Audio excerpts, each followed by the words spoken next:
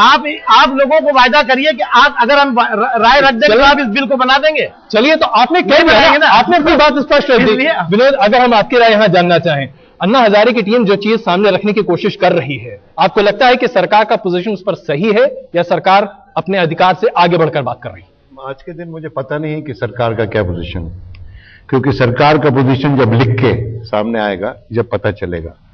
और मेरा अनुरोध है अन्ना जी से कि अन्ना जी, आप कैबिनेट की जब तक मीटिंग होती है तब तक आप इंतजार करें, क्योंकि कैबिनेट से जो बिल निकलेगा वही सदन में जाएगा और उस वक्त तक आपको इंतजार करना चाहिए।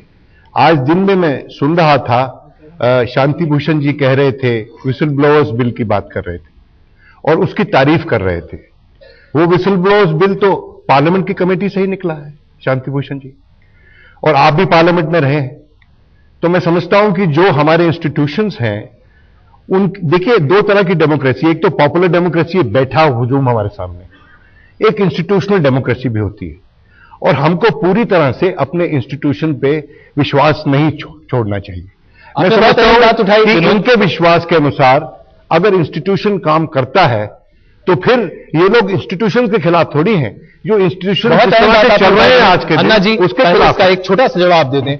ये बात कई हलकों में हो रही है कि जो तमाम हमारे पास प्रणालियां बनी हुई हैं, संसद है, कैबिनेट कमिटीज हैं, संसद की तमाम कमेटियां हैं, इन सब के परे एक सिविल सोसाइटी की बात आती है। और इसी में मनीष तिवारी का वो बयान भी आया था जिसमें आपको एक तरह से तानाशाह, आपकी पूरी टीम को एक तानाशाह कहा गया था।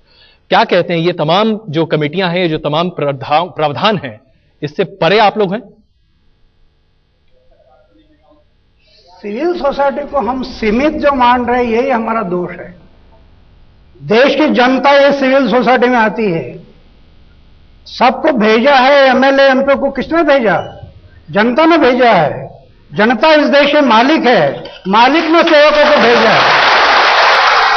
और मालिक जब कहते हैं कि मेरे देश के लिए आप अच्छा काम करना, वो सही करती नहीं करती, वो देखने का काम जनता का है। इसमें कोई दो राय नहीं अन्ना जी, लेकिन एक अहम सवाल यहां पर यह खड़ा होता है कि तमाम इंस्टीट्यूशंस हैं जिसके बारे में हर कोई चर्चा कर रहा है। जी, हम उसकी अवहेलना नहीं कर रहे। हम सारे इंस्टीट्यूशंस, वही अन्ना जी ये कह रहे हैं कि ये सारे इंस्टीट्यूशंस अपना काम करें, लेकिन अगर इन इंस्टीट्यूशंस से जो देश की जनता को अपेक्षा है, एक्सपेक्टेशंस हैं, वो अगर पूरी नहीं होंगी तो देश की जनता को उसके खिलाफ फिर आवाज उठाने का पूरा अधिकार है। उसको फिर यह ना कहा जाए कि आप पहले इलेक्शन लड़के आइए फिर आवाज उठाइएगा। लेकिन केजरीवाल जी, एक बात मैं कहूं, आपने इस सरकार को, मुझे जो लगता है, आपने इस सरकार की नीयत पर जो यकीन किया, वो सबसे बड़ा धोखा खाया है आपने। ये सरकार जो है वो, नकवी जी, अगर आपकी सरकार होती तो आप भी कुछ अलग नहीं करते। आप मेरी बात पर हर बार टोकते हैं, ये क्या बात है? अरे तो जरा बोलने दीजिए ना, जरा कांग्रेस सरकार की तरफ से आप ज्यादा टोक रहे हैं। नहीं, आप कांग्रेस का रोल अदा कर रहे हैं क्या यार? चलिए, सुनिए, मेरा ये कहना है कि आपने जो विश्वास किया, आपके साथ जो विश्वासघात हुआ, निश्चित तौर से देश की जनता उसका सूद ब्याज के साथ इससे सरकार से हिसाब किताब करेगी। लेकिन मेरा एक अनुरोध है इसमें, अनुरोध ये है कि आप इस लड़ाई को, आपने ये बहुत अच्छा किया कि आपने ये पर्चा दिया जन लोकपाल बिल के प्रति, गांव-गांव, हर गली, हर चौराहे, चौक चौपालों में आपने एक चर्चा शुरुआत कराई। अब इस सरकार पर विश्वास मत करिएगा, नहीं इस बार भी धोखा खाएंगे आप। ये सरकार विश्वास के योग्य नहीं है। केजरीवाल जी, मैं आपसे एक बात पूछता हूं, देश के अंदर संविधान है, संविधान का एहतराम पूरा देशवासी करता है, आप भी करते हैं, मैं भी करता हूं। संविधान के साथ खिलवाड़ नहीं की जा सकती। संविधान के अंदर कोई बात पसंद नहीं है, उसे अमेंडमेंट लाया जा सकता है। हर 5 साल के बाद चुनाव होता है। मुमकिन है आज पार्लियामेंट के मेंबर्स आपकी तराजू पे पूरे ना उतरते हो, जनता की तराजू पे ना उतरते हो। सन 14 के अंदर दूसरा चुनाव आएगा, आप अपने उम्मीदवार खड़े कीजिए कि हमें ऐसा कानून लाना है।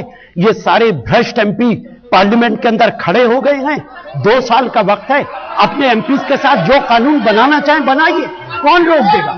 लेकिन संविधान के साथ खिलवाड़ मत। मीर्जा जी, मीर्जा जी, आपको भी हम चर्चा में शामिल, आप क्या कहती हैं इस पर? प्लीज।